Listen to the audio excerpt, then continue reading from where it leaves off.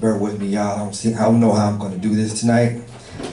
I lost my grandmother the other day, so bear with me. One thing I know about losing somebody, especially somebody you really didn't like, she was a bitch, okay? And I'm not talking about part-time or some of the time. She was a bitch all the time. So what did that look like? I'm with my family members and we're sitting there with our heads down and we're like, I hope she found God. I really do.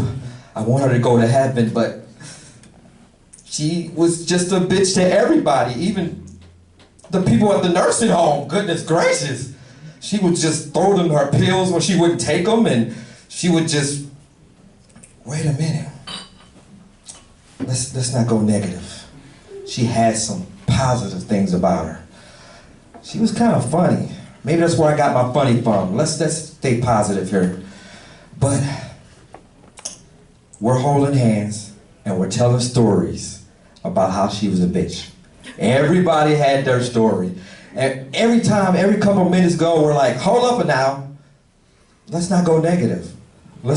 She's a positive woman somehow.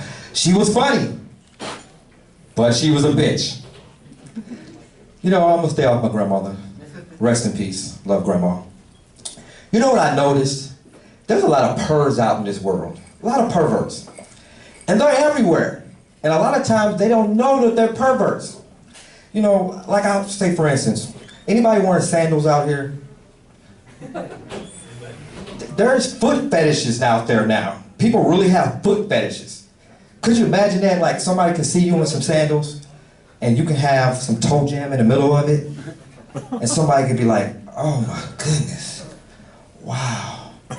That's almost like a jelly roll donut in a different kind of way. I want to lick right between it. Do that turn anybody on? If it does, you're a pervert. You know, how do you know if you are a pervert though? I'm gonna tell you how I found out. My woman wasn't giving me none for about 3 days. We got into an argument. She got, I got pissed off, she got pissed off. She told me, you're not getting none until I say so. I was like, really? Really? I said, I'm cool with it. I can go without it. Then one day she gets up, smelling good, getting ready to go to work. She takes a shower. She has these pretty panties. They're like cheetah panties with lace. The best pair of panties she has. So after she finished taking a shower, she throws the panties in the corner. Something she never done before. And she said, see, I love you. So I'm sitting there looking at these panties while I'm brushing my teeth, like, why the fuck did she do that? Damn her. But it's calling me. And I'm looking at those panties and I'm like, I wonder what that smells like. It's dirty too. So I pick it up. And I'm like, I'm not gonna do this. I'm not a pervert. Put it down. And I look over there again. It keeps calling me.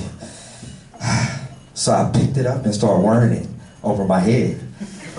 Then I realized, look in the mirror, on one of my eyes peeking through, I'm a perv. I graduated.